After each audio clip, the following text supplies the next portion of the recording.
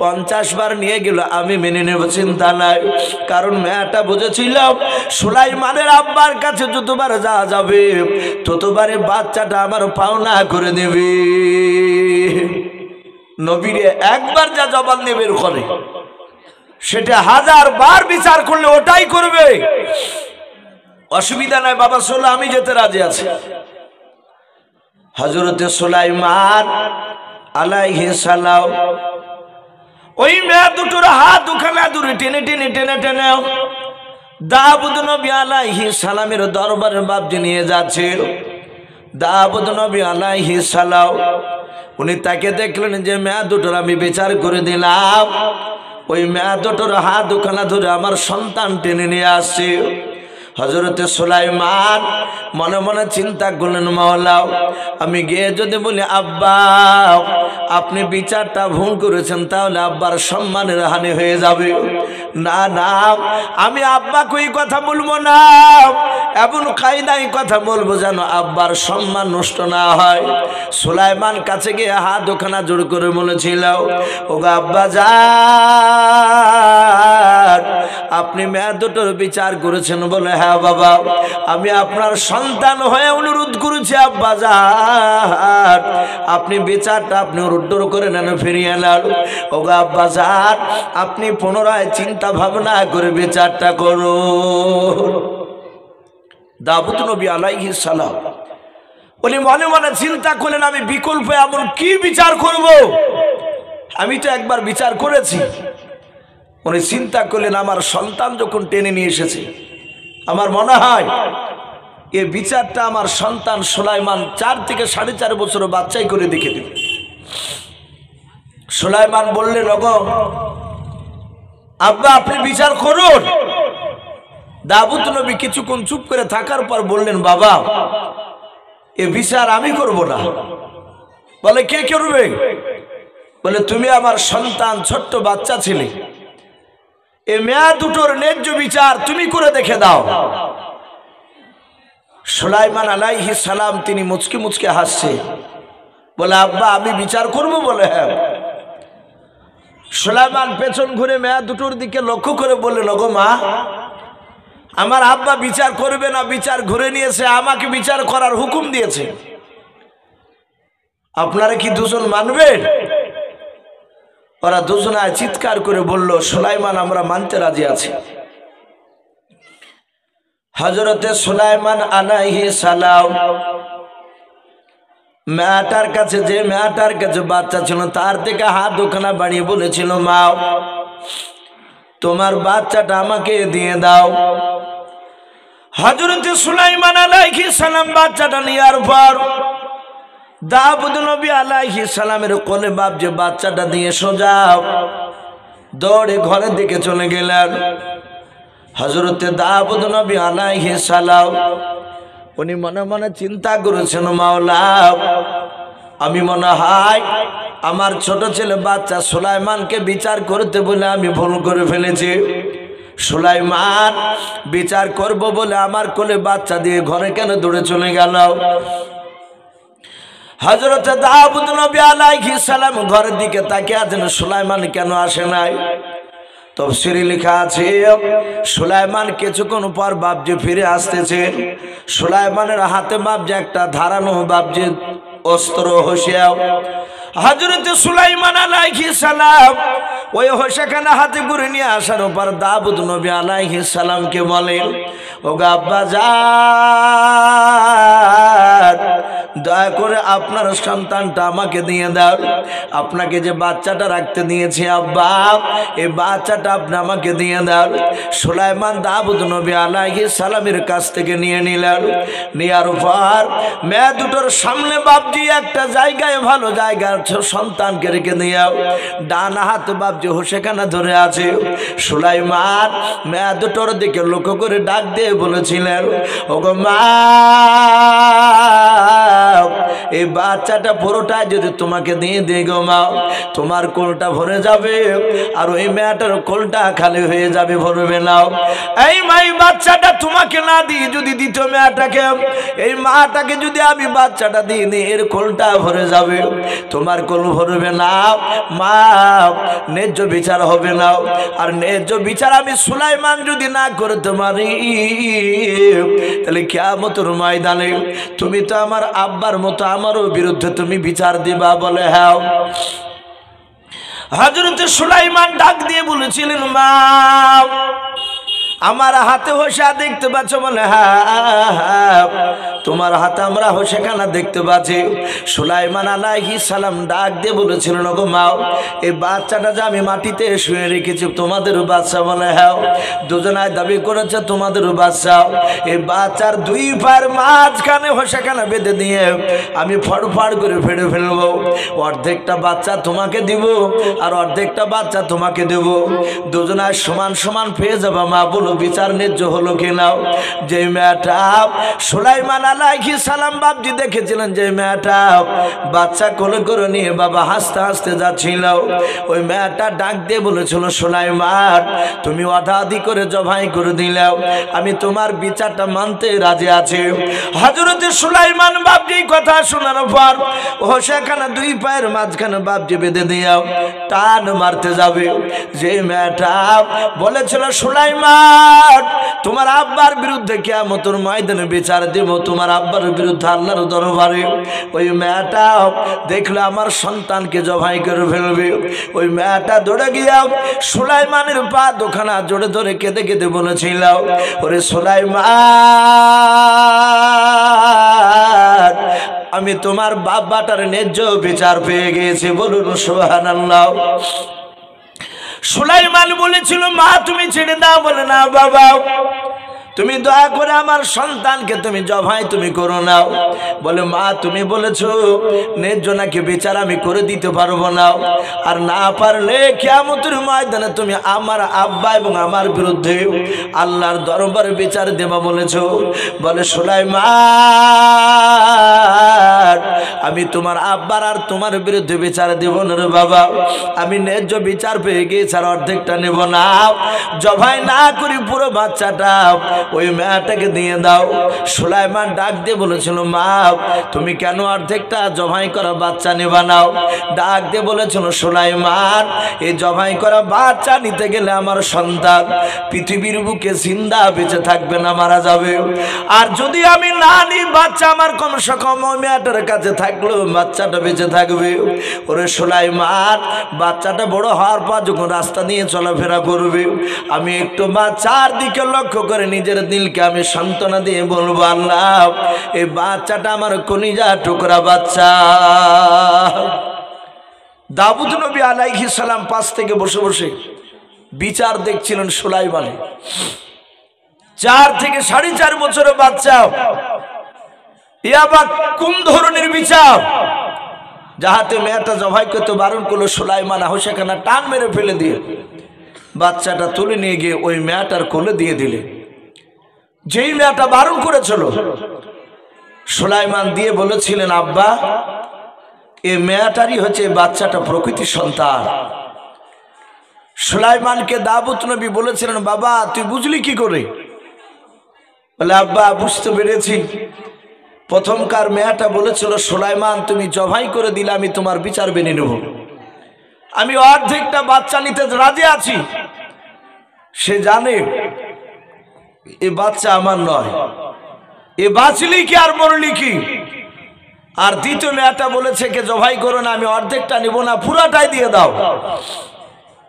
ও জানে আমার ছেলে অর্ধেকটা নিতে গেলে আর জিন্দা থাকবে না। সুলাইমান আলাইহিস সালামের ছোট্টবেলাকার মেধা, তার বুদ্ধি, বিচার করার ক্যাপাসিটি দেখে দাউদ নবী আলাইহিস সালাম তার হাতে একটা আংটি ছিল, ওই আংটিটা বের করে সুলাইমান আলাইহিস সালামের হাতে পড়ে দিলেন। বাবজি আমার সোনা লালেরা, অনেকে হয়তো বাবজি মোবাইলের, এখন তো যে কোনো বক্তা ওয়াজ করলি এই মোবাইলে ইউটিউব হয়ে যাচ্ছে। আবার অনেকগুলো বক্তা অনেক মানুষ অনেক জায়গা থেকে ফোন করে। আমি তাতে একটা দাজ্জালের বাবজি একদিন বয়ান করেছিলাম, এই কিয়ামতের আগে দাজ্জাল আসবে, সে লোকটা কেমন। ওই দাজ্জালের বাবজি সেই বক্তব্যের মধ্যে আমি বলেছিলাম যে সফার পাহাড় আর মারুয়া বলে বাবজি একটা পাহাড়, ওই মারুয়া পাহাড়টা সেদিন চৌচির হয়ে যাবে, ফেটে যাবে। আর সেই পাহাড়ের ভিতর থেকে একটা জানোয়ার বেরিয়ে আসবে, ওই জানোয়ারটার নাম হবে দাব্বাতুল আরদ। আর ওই জানোয়ারটা গোটা পৃথিবী বাবজি ভ্রমণ করবে। তার দুই হাতে দুটো জিনিস থাকবে, ডান হাতে থাকবে ওই জানোয়ারটার হযরতে মুসা আলাইহিস সালাম যে লাঠিটা নিয়ে বেড়াতেন, আশা মুবারক লাঠি, ওটা থাকবে ওই জানোয়ারটার হাতে। ওই দাব্বাতুল আরদ জানোয়ারটার বাম হাতে থাকবে বাবজি নবী সুলাইমান আলাইহিস সালামের ওই আঙ্গুঠিটা। প্রতিটা মানুষের কাছে যাবে, গোটা পৃথিবী ভ্রমণ করবে আর বলবে কানু বি আয়াতিনা লা ইউকিনুন। তোমাদের কাছে কি জাহান্নামের কথা কেউ বলে নাই? এই আল্লাহর বান্দাও, তোমাদের কাছে কি কবরের কথা বলে নাই? এই কথা বলবে। আর তার দুই হাতে বাবজি দুই রকমের ইশারা করবে। একজনের কপালে লাঠি দিয়ে দাগ দিয়ে দিবে, আর একজনের কপালে বাবজি আংটি দিয়ে ইস্টা মেরে দিবে। সম্মানিত ভাইরা আমার, বাবাজি বোনেরা, এই ছিল সে সুলাইমান। উনি ছোট্টবেলায় দুটো বিচার করে দেখে দিয়েছিলেন। আল্লাহ বলছেন আমি সুলাইমানকে এত বড় বাদশা বানিয়েছিলাম। সুলাইমান আলাইহিস সালাম তিনি কত বড় বাদশা ছিলেন বাবজি, একটু মন দিয়ে শুনবেন। সুলাইমান আলাইহিস সালাম যে সিংহাসনে বসে থাকতেন স্টেজের উপরে, আপনাদের কারো জানা আছে বাপ? ওই সিংহাসনটা কত বড় ছিল আর সিংহাসনের উপরে কটা চেয়ার আনতো? শুনলে হয়তো অনেকের মনে নেই। কোরআন শরীফ তাফসীরে মারফুল কোরআন আপনার সম্ভবত সূরা আম্বিয়ার তাফসীরে এসেছে। আর হায়াতুল হাইওয়ান বলে একটি কিতাব আল্লামা কামালউদ্দিন দামির রহমাতুল্লাহ আলাইহি তিনি বলেছেন, সুলাইমান যে সিংহাসনে বসে থাকতে, ওই সিংহাসনের উপরে এক নয় দুই নয়, কিতাবে লিখেছে বাবজি 6 লক্ষ চেয়ার আনতো। বলুন আলহামদুলিল্লাহ, 6 লক্ষ চেয়ার। আমি জালসার কমিটি ভাইয়ের মধ্যে থেকে যারা স্টেজের উপরে থাকার দায়িত্বে তো আছে, মাওলানা জামাল ভাইকে বলবো, ভাই একটা মানুষ নিয়ে এসে বসান। অনেকে টাকা দিয়ে যাচ্ছে, টাকাগুলো হয়তো যে দিবেন তার কাছ থেকে নিয়ে লেখার মতো টাকা হলে একটু লিখে রাখতে হবে, না হলে আবার সকালবেলা বলবে সবারই নাম করলো আমার নাম করলো না। এরকম নাই অনেক মানুষ বলবে আমি টাকা দিলাম কই আমার নামটা তো করলো না। এতে মনটা ছোট হয়ে যায়। এই জন্য জামাল ভাইকে বলবো, ভাই আপনি এসে একটু কাউকে দিয়ে একটু বসে রাখেন, সে টাকা সাইড থেকে আসবে, ইনশাল্লাহ দিবে মানুষ। আপনি লিখে রাখুন, শেষের বেলায় দেওয়া হবে। তো ভাই আমি বলছিলাম তাহলে সিংহাসনটা ওপরে কখান চেয়ার আর তো বললাম 6 লক্ষ চেয়ার। এটা গল্প বলছি না ভাই, এটা সুলাইমান আলাইহিস সালামের ঘটনা। সুলাইমান আলাইহিস সালাম তিনি কত বড় বাদশা ছিলেন। 6 লক্ষ চেয়ার। আমার মনে হয় আপনাদের এই গ্রামে বাবজি ধরবে না।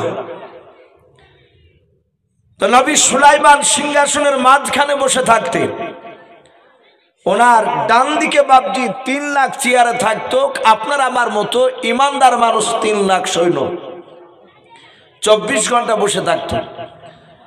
সুলাইমানের বাম সাইডে বাবজি 3 লাখ চেয়ার থাকতো। এই 3 লাখ চেয়ারে নবী সুলাইমান আলাইহিস সালামের মানুষ না, জিন বলে বাবজি একটা জাতি আল্লাহ দুনিয়ার বুকে পাঠিয়েছিলেন। কথা সত্য না মিথ্যা বলো? জিন আছে না নাই?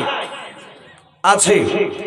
এই জিন জাতির মধ্যে থেকে বাবজি একটা জিন নয়, 3 লাখ জিন এই বাম দিকে আর চেয়ারে বাবজি বসে থাকতো।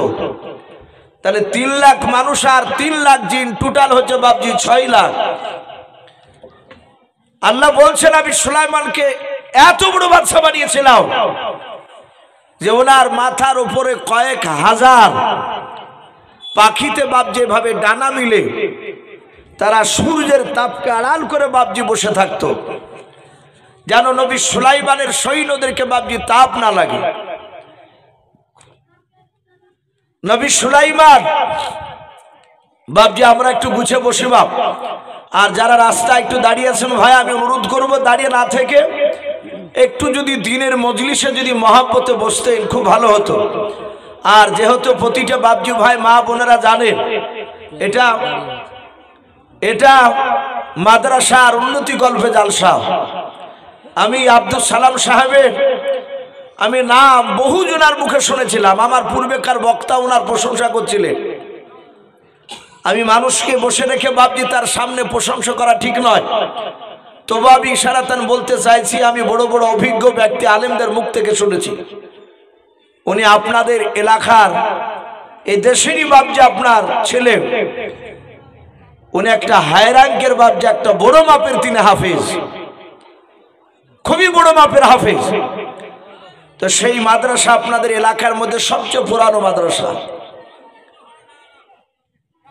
ইনশাআল্লাহ এই মাদ্রাসা আশা করি আগামী দিন এর চেয়ে উন্নতির দিকে যাবে ইনশাআল্লাহ। আমি অনুরোধ করব যে সব বাপজি ভাইরা এসেছে আপনারা চলে না গিয়ে একটু জমে বসুন, মা বোনেরা আপনাদের জায়গায় বসুন জমে জমে। আর বাপজি ভাইরা রাস্তায় দাঁড়িয়ে না থেকে আপনারা এসে একটু ভিতরে বসে যান। আর যারা টাকা দেওয়ার নিয়াত করে এসেছে যে মাদ্রাসায় আমরা টাকা দিব ইনশাআল্লাহ, তাদেরকে বলবো আপনারা আসুন, দুজন একজন করে আসুন। আর এই সাইডে হাফেজ সাহেবের হাতে দেন, খাতা লিখে রাখবেন। শেষের বেলাতে ইনশাআল্লাহ আপনাদের কাছে কিছু চাই, আবার দোয়া করা হবে। তো ভাই আমি বলছিলাম নবী সুলাইমান আলাইহিস সালাম তিনি এত বড় বিশাল সিংহাসনে বসে থাকতেন। আল্লাহ বলছেন আমি সুলাইমানকে এমনই আমি তাকে ক্ষমতা দিয়েছিলাম, আমার বাতাস আমি সুলাইমানের তাবে করে দিয়েছিলাম। বলুন সুবহানাল্লাহ। আর যেমন আমরা চার চাকায় দু চাকায় প্লেনে বিভিন্ন যানবাহনে বাপজি আমরা যাতায়াত করি, অনেক মানুষ আমরা করি, নবী সুলাইমান উনি বাতাসের সাহায্যে হুকুমে এই সিংহাসন নিয়ে বাপজি আকাশ পথে উড়ে যাতায়াত করতেন। বলুন সুবহানাল্লাহ। 6 লক্ষ সৈন্য চেয়ার নিয়ে সিংহাসন নিয়ে বাপজি আসমানে উড়ে যাতায়াত করতেন। কত বড় বাদশাহ। তা নবী সুলাইমান আলাইহিস সালাম উনি একদিন ভ্রমণ করতে যাবেন, ঘুরতে যাবে। আল্লাহ কোরআনে বলেছে ওয়া হুশিরা আলি সুলাইমানা জুনুদুহু মিনাল জিন্নি ওয়াল ইনসি ওয়াত তায়রি ফাহুম ইউসাউন। সুলাইমান আলাইহিস সালাম জিন আর মানুষ আর পাখিদেরকে লক্ষ্য করে ডাক দিয়ে বলেছিলেন, এই জিন আর মানুষের পাখিরা, এই তোরা কি আমার সাথে ঘুরতে যাবি? সুলাইমান আলাইহিস সালামের কথা শুনে বাবা জিন আর মানুষ আর পাখিরা তাদের আপন আপন ভাষায় নবী সুলাইমানকে ডাক দিয়ে বলেছিল, ওগো নবী সুলাইমান আপনি যেই দিকে নিয়ে যাবেন আকাশ পথে আমরা সেই দিকে যেতে রাজি আছি। আল্লাহর নবী সুলাইমান আলাইহিস সালাম উনি দেখলেন আমার সাথে যেতে রাজি আছে। সুলাইমান আলাইহিস সালাম সঙ্গে সঙ্গে বাপজি আপনার বাতাসকে ইশারা করে বলেছিলেন, বাতাস আমার সিংহাসন কেন আকাশ পথে উড়ে নিয়ে চলো। হযরত সুলাইমান আলাইহিস সালাম যাহাতে ইশারা করলেন বাবা, আর 6 লক্ষ সৈন্য সিংহাসন নিয়ে বাবা আকাশ পথে বাপজি পাড়ি দিতে শুরু করে দিল, উড়তে লাগল। আল্লাহর নবী সুলাইমান অনেকটা দূর বাপজি সিংহাসনে উড়ে যাওয়ার সময় কিতাবে পাওয়া যায় সুলাইমান জি বাপজি মাঠটাতে নামবেন, যে জায়গায় বাপজি আপনার নামবেন সুলাইমান ওই দূর থেকে আকাশ পথ থেকে বাপজি ময়দানের দিকে তাকালেন। সুলাইমান বলেন আমি দেখলাম ওই ময়দানে একটা পিঁপড়া নাই, দুটো পিঁপড়া নাই, হাজার হাজার লক্ষ লক্ষ পিঁপড়া দেখলাম ওই ময়দানে তারা ঘোরাফেরা করেছিল। ভাই ভাই আমি আপনাদেরকে অনুরোধ করবো ভাই এটা জালসা, আর কমিটি ভাইদেরকে বলবো ভাই আপনারা একটু লক্ষ্য রাখুন, ওনাদের ঝামেলাটা একটু মিটিয়ে দেওয়ার ব্যবস্থা করুন। ভাই আপনারা ওখানে ভিড় না জমে একটু সাইডে আপনারা একটু বসে যান। আর যারা ভাই এই জলসার সামনে কেউ গন্ডগোল করবেন না, দরকার হলে সাইডে চলে যান। আর মেয়ে ছেলেদের এত জট লাগে না, তোমরা পর্দার ভিতরে চলে যাও। এখানে কেন মেয়েদের এত পর্দা? এই কি বলে দাঁড়িয়ে থাকা গল্প করো, যাও চলে যাও সামনে থেকে। যাক ভাই, এটা মাদ্রাসা, আমরা যারা একটু হয়তো ভুল বুঝুক আর সঠিকই বুঝুক, একটু তাদেরকে থামিয়ে দিয়ে আমরা মুসলমান মানুষ মাত্র ভুল হয়। এই জন্য বাপজি একটু বুঝিয়ে আপনারা আপন আপন জায়গায় এসে বসে যান, কারণ আপনাদের ঝামেলা দেখে আরো 5টা লোক উঠে চলে যাবে। আর কমিটি ভাই আপনারা যারা আছে তারা আপনারা একটু বুঝিয়ে বলুন, তারা যেন এইভাবে এক জায়গায় একত্রিতভাবে ধরে না থাকে, দাঁড়িয়ে না থাকে, তাদের হাত পা ধরে আপনারা নিয়ে এসে একটু ভিতরে বসে দেন। তো ভাই এদিকে তাকায়, কথাগুলোর দিকে একটু কান দিই। নবী সুলাইমান আসমান থেকে বাপজি আকাশে যে উড়ছে, উনি তাকালেন যেই ময়দানটাতে বাপজি উনি সিংহাসনে নামবে, ওই জায়গায় তাকালেন। আল্লাহ কোরআনে বলেছেন হাত্তা ইযা আতা আলা ওয়াদিন নামাল। সুলাইমান বলেন আমি দেখলাম ওই ময়দানে হাজার হাজার লক্ষ লক্ষ পিঁপড়া চলাফেরা করছিল। সুলাইমান আলাইহিস সালাম বলেন আমি বাতাসকে ইশারা করলাম, বাতাস আমার সিংহাসন কেন ওই ময়দানে নামে দেবে। হযরতে সুলাইমান বলে আমি দেখলাম বাতাস নিচু দিকে বাপজা আস্তে আস্তে নামতে লাগলো, সিংহাসনকে নিয়ে চলে যাচ্ছে বাতাসে। আমি দেখলাম ওই হাজার হাজার লক্ষ লক্ষ পিঁপড়ার মধ্যে থেকে বাবা একটা পিঁপড়াও আকাশের দিকে তাকিয়ে নবী সুলাইমানের সিংহাসন খানা দেখলেন। যেই পিঁপড়াটা নবী সুলাইমানের দিকে তাকিয়েছিল বাবা, সুলাইমান বলেন আমি তাকে দেখলাম পিঁপড়া আমার দিকে তাকালো। সুলাইমান আল্লাহ রাব্বুল আলামিন এত বড় বাদশা বানিয়েছিলেন রে বাবা। সুলাইমান 1350 কিলোমিটার ওপর থেকে বাবা মাটির দিকে তাকালে পিঁপড়াকেও দেখতে পেতেন, বলুন সুবহানাল্লাহ। নবী সুলাইমান উনি বলেন আমি দেখলাম যে পিঁপড়াটা আমাকে দেখেছিল ওই পিঁপড়াটা তার সব সাথীদেরকে কি যেন গুনগুন করে বলল।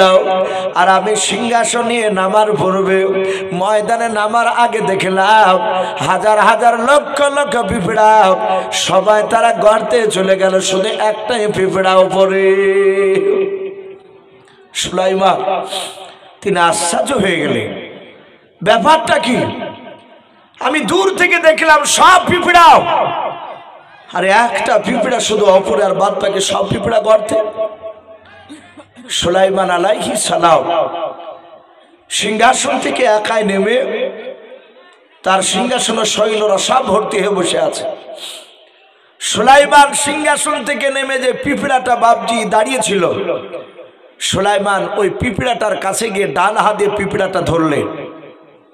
ধরার পর বাম হাতের বাপজি তালুতে নিলেন। হায়াতুল হাইওয়ান বলে বাপজি একটি কিতাব, আল্লামা কামালউদ্দিন দামিরি রহমাতুল্লাহ আলাইহি, কেউ দিমিয়ারি বলেছে, সে আল্লাহর ওলি লিখেছে সুলাইমান পিঁপড়াটাকে তার হাতে তালুতে রেখে সুলাইমান পিঁপড়ার ভাষাতে কথা বলছেন, বলুন সুবহানাল্লাহ। আল্লাহ কোরআন পাকে বলেছে, তার রাসূলকে জানিয়ে দিয়েছেন আমি পৃথিবীর বুকে দুটো নবীকে আমি এমন ভাবে তৈরি করে পাঠিয়েছিলাম যারা সারা পৃথিবীর মাখলুকাতের কথা বুঝতে পারতেন এবং বলতে পারতেন। কটা নবী বললাম বাপ? দুটো নবী। 1 নম্বর নবী আপনার আমার নবী মুহাম্মদ সাল্লাল্লাহু আলাইহি ওয়াসাল্লাম, সারা পৃথিবীর মাখলুকাতের কথা বুঝতে পারতেন, বলতে পারতেন। হাদিসে এসেছে নবীর সাথে গাছে কথা বলেছে, পাথরে কথা বলেছে, জংলা উট এসে নবীকে ইশারায় উটের ভাষায় নবীর সাথে কথা বলেছে। 2 নাম্বার আল্লাহর নবী জনাবে মুহাম্মদ রাসূলুল্লাহ সাল্লাল্লাহু তাআলা আলাইহি ওয়াসাল্লাম বলেন আরেকজন আমার নবী ভাই ছিলেন সুলাইমান আলাইহিস সালাম, উনিও সারা পৃথিবীর সবারই সাথে কথা বলতেন। জিন এরা তো নবী সুলাইমানের কথা শুনতো, তাবে ছিল। পাখিরা নবী সুলাইমানের তাবে ছিল। বাঘ ভাল্লুক সিংহ সব নবী সুলাইমানের তাবে। আল্লাহর রাসূল সাল্লাল্লাহু তাআলা আলাইহি ওয়াসাল্লাম নবী সুলাইমান পিঁপড়াকে ডাক দিয়ে পিঁপড়ার ভাষায় বলছে, এই পিঁপড়া, এই তুই তোর প্রজাদেরকে কেন গর্তে যেতে বললি, তোর সাথীদেরকে? পিঁপড়া বলছে, ওগো নবী সুলাইমান, আপনি আমার ভাষায় কথা বলতে পারেন? পিঁপড়া অবাক। নবী বললেন, আমি বলতে পারি, বুঝতে পারি, কিন্তু আমি দূরে ছিলাম, তুই কি যেন বললি গুনগুন করে, ওটা আমি বুঝতে পারলাম না। সুলাইমান বললেন, বল কি বললি? পিঁপড়া ডাক দিয়ে বলেছিল, নবী সুলাইমান, আমরা সবাই আল্লাহর জিকির করেছিলাম। ও নবী সুলাইমান, সমস্ত পিঁপড়ার মধ্যে থেকে আমি আসমানের দিকে যখন তাকালাম, আপনার সিংহাসনখানা আমার নজরে পড়ে গেল, আমি দেখতে পেলাম। ও নবী সুলাইমান, আমি লক্ষ্য করে দেখলাম আপনার সিংহাসনে গতি কেন মনে হলো আপনি আমার বুকে এসে নেমে যাবেন। ও নবী সুলাইমান, আমরা সবাই মিলে আল্লাহর জিকির করেছিলাম। আল্লাহর নবী সুলাইমানকে ডাক দিয়ে পিঁপড়া বলে, শুনো হুজুর, এত বড় সিংহাসন খানা আপনার মতো পৃথিবীতে আর দ্বিতীয় কোথাও নাই। যখন আপনি নেমে যাবেন আর পিঁপড়ারা আপনার সিংহাসন খানা দেখবে, আপনার সিংহাসন খানা দেখতে গিয়ে হয়তো তারা আল্লাহর জিকির থেকে বঞ্চিত হয়ে যাবে। বলুন সুবহানাল্লাহ। ও নবী সুলাইমান, আমি তাই, ওরা কেউ দেখেনি আপনার সিংহাসন, তারা নিচের দিকে তাকিয়েছিল। আমি আপনার সিংহাসন আমার আগে আমার সাথীদেরকে, আমার প্রজাদেরকে আমি গর্তে যেতে বললাম। নবী বললেন, সবাই তোর কথা মেনে নিল, একটা দুটো পিঁপড়া তো অস্বীকার করলো না। ডাক দিয়ে বলেছিল, হুজুর, আপনার সিংহাসনের উপরে হাজার হাজার লক্ষ লক্ষ সৈন্য আছে। বলে, হ্যাঁ। এরা সবাই আপনাকে মানে? বলে, হ্যাঁ। অনুরূপ ভাবে ময়দানে যত পিঁপড়া আছে, লক্ষ লক্ষ যে পিঁপড়া দেখেছিলেন, এরাও সবাই আমার নেতৃত্ব মেনে চলে। বলুন সুবহানাল্লাহ। এখন বাপজি, প্রশ্ন হচ্ছে যে পিঁপড়ার সাথে নবী সুলাইমান কথা বলেছিলেন, ওই পিঁপড়াটা বেটা ছেলে না মেয়ে ছেলে ছিল, জানা আছে আপনাদের কারো? নবী সুলাইমানের সাথে আল্লাহ কোরআন পাকে ওটাও লিখে দিয়েছে। সুলাইমানের সাথে যে পিঁপড়া কথা বলেছিল তালুর ওপরে হাতে, ওই পিঁপড়াটা ছিল বাপজি মেয়া পিঁপড়ে। তাহলে আপনারা বলতে পারেন যে হুজুর কি করে জানা গেল? কোরআন শরীফের সূরাতুন নামালে এসেছে অকালাত শব্দ ব্যবহার করা হয়েছে, ওখানে মুয়ান্নাস স্ত্রীলিঙ্গ সেখানে ব্যবহার করা হয়েছে কথা। তাই পিঁপড়াটা ছিল বাপজি পিঁপড়ার রানী। বলে, আই নবী সুলাইমান, এরা সবাই আমার নেতৃত্ব মেনে চলে। নবী বলেন, তাই? বেশ ভালো কথা। বলি, নবী সুলাইমান পিঁপড়াটাকে হাতে করে নিয়ে আবার তুলে মাটিতে রেখে দিলে। যখনই মাটিতে রেখেছে, পিঁপড়ার রানী ডাক দিয়ে বলে, হুজুর, আপনি যখন আমাকে নামিয়ে দিলেন, একটু দয়া করে আরেকবার হাতে তুলুন। বলে, কেন? বলে, আপনার সাথে কিছু কথা আছে আমার। বলে, কথা হলো তো? বলে, আরো কিছু কথা আছে। সুলাইমান আবার পিঁপড়াটাকে হাতে করে নিয়ে বাম হাতে নিলে। পিঁপড়ার ভাষায় ডাক দিয়ে বলছে, ওগো নবী সুলাইমান, আপনি যখন আমাদের দেশে চলে এসেছেন এলাকায়, আপনি হচ্ছেন আমাদের দেশের মেহমান। বলুন আলহামদুলিল্লাহ। একটা পিঁপড়াতে বলছি নবী সুলাইমানকে যে আপনি আমাদের মেহমান। সুলাইমান মুচকে মুচকে হাসছেন আর বলছেন, বাহ, তুমি তো কথা বেশ ভালো জানো, আমি তোমার মেহমান তো কি হলো? ডাক দিয়ে বলছে, হুজুর, আপনি যখন মেহমান আমার দেশে, তাহলে আপনাকে আমি মেহমানদারি করাবো, আপনাকে দাওয়াত দিব, আপনি কি দাওয়াত গ্রহণ করবে? একটু কথা বলুন বাপ। সুলাইমানকে দাওয়াত দিচ্ছে কারা? ওই একটা পিঁপড়াতে, পিঁপড়ার রানী। নবী দেখলেন দাওয়াত গ্রহণ করা এটা তো সুন্নাত। নবীদের সুলাইমান ডাক দিয়ে বললেন, আমি রাজি আছি, আমি রাজি আছি। সুলাইমান বললেন, এই পিঁপড়া, আমি শুধু একাই নয়, আমি তোর দেশে একাই আসিনি। ওই দেখ সিংহাসনের উপরে লক্ষ লক্ষ 6 লক্ষ জিন আর মানুষ সৈন্য আছে। আমার মাথার উপরে ওই দেখ সিংহাসনকে ঘেরাও করে নিয়ে হাজার হাজার পাখিরা রয়েছে। ওরা তো সবাই আমাকে নবী বলে মানে, আমি যা বলি তাই শুনে ওরা। ওদেরকে রেখে আমি একাই খেতে পারবো না, আমাকে দাওয়াত দিলে ওদেরকে দাওয়াত দেওয়া লাগবে। পিঁপড়া রানী বলছেন, হুজুর ভয় দেখাবেন না, কিছু মনে করবেন না, আপনার সকল সৈন্য এবং আপনার শুদ্ধ দাওয়াত থাকলো। জোরে বলুন আলহামদুলিল্লাহ। সুলাইমান তিনি চিন্তা করছেন, এই বিলকিস রানী নয়, এ পিঁপড়া কি খাওয়াবে আমাকে এমন, দেখে দিলি। সুলাইমান বললেন, আমি রাজি আছি, তোমার দাওয়াত গ্রহণ করলাম। পিঁপড়া গর্তের ভিতর চলে গেল। গর্তের ভিতর থেকে বাপজি কয়েকটা পিঁপড়া সাথে করে নিয়ে টিড্ডি ভাজা করে নিয়ে আসলেন। টিড্ডি, আশা করি জানি না আপনারা টিড্ডি চিনেন কিনা। আমাদের শাইখ আমাদেরকে ক্লাসে হুজুরা বুঝিয়েছিলেন, টিড্ডি বাপজি এক ধরনের বাপজি ফড়িংয়ের মতো, বঙ্গপাল যাকে বলা হয়, ওই ধানের ভিয়ে বাপজি সবুজ রঙের থাকে মোটা আকারে, ওগুলোকে টিড্ডি বলা হয়। আবার বলেছেন আমাদের হুজুরা, যদি ওটা যদি টিড্ডি না হয় তো টিড্ডি ওই রকমেরই একটা বড় খাঞ্চাতে করে। এলাকায় তাবলিগ জামাত আসে না আপনাদের এখানে? এই তাবলিগ জামাতরা যে বাপজি খাঞ্চায় বড় বড় বাসনে খাবার খায় 4-5 জনা মিলে, ওই রকম বড় বড় খাঞ্চায় কয়েকটা টিড্ডি ভাজা করে নিয়ে পিঁপড়ার দল নিয়ে চলে আসছে। আসে নবী সুলাইমানের কাছে সামনে রেখে দিয়ে বলছেন, হুজুর আপনি খান, আপনার সৈন্যদেরকে খেতে হুকুম করুন।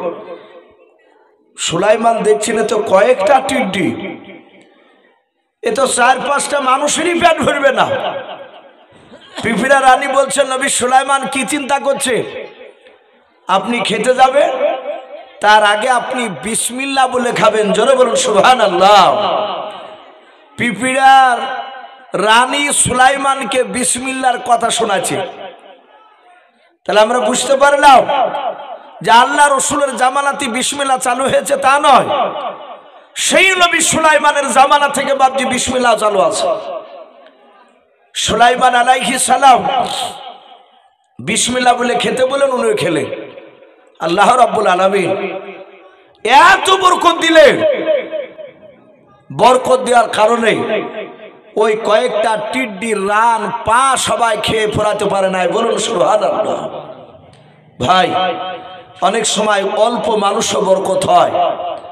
অনেকে হয়তো চিন্তা করবেন মানুষ তো কম, আল্লাহ যদি জালসায় বরকত দেয় এর মধ্যে থেকে আল্লাহ বরকত বাড়িয়ে দিতে পারে। যেহেতু আল্লাহ আলা কুল্লি শাইইন কাদির, আল্লাহ সর্বশক্তিমান, এই জন্য বাপজি আমাদের নার্ভাসের কোনো কারণ নাই। এই আল্লাহর দিনকে আল্লাহ চালাবেন, বলুন আলহামদুলিল্লাহ। এটা আল্লাহ বলেছে, কিন্তু বাপজি আমরা একটু অশিলা মাধ্যম, আমাদেরকে একটু অশিলার শুরু দাঁড়াতে হবে। তো ভাই আমি বলছিলাম এই অল্প টিড্ডি তাহলে এত বরকত দিলেন, খেতে পারলেন না। লাস্টে সুলাইমান আল্লাহর কাছে সেজদায় পড়ে ক্ষমা চাইলেন যে আল্লাহ আমি রহস্য মনে করেছিলাম। তো ভাই যাই হোক, অনেক ঘটনা আছে, আমি আর পিঁপড়ার বেশি কথা টেনে তুলব না। নবী সুলাইমান দাওয়াত গ্রহণ করে পিঁপড়াটাকে বললেন, পিঁপড়া আর তুমি চলে যাও, আর আমাদেরকে বিরক্ত করো না, আমি তোমার দাওয়াত গ্রহণ করে নিয়েছি। এখন সুলাইমান যে উদ্দেশ্য নিয়ে বাপজি ওই ময়দানে গিয়েছিলেন, একটা উদ্দেশ্য তো ছিল। সুলাইমান সিংহাসন থেকে নেমে মানুষ আর জিন তাদের দিকে লক্ষ্য করে বললেন, এই জিন মানুষ, এই আর সিংহাসনে বসে থেকো না। বলে হুজুর কোথায় যাব? বলে আমরা এই ময়দানে বেড়াতে এসেছি, গোটা ময়দানটা তোমরা 2 ঘন্টার মতো একটু ঘুরে এসো, 2 ঘন্টার বেশি যেন আর থাকবে না। বলে ঠিক আছে। পাখিরা ওপর থেকে বলছেন, সিংহাসনের মাথার ওপর থেকে, বলে হুজুর ওরা যখন যাচ্ছে আমরা কি যেতে পাবো না? নবী বললেন, পাখি তোরাও যাও, কিন্তু মনে রাখবি 2 ঘন্টার বেশি যেন কেউ না থাকে। 2 ঘন্টার মধ্যে সবাই সে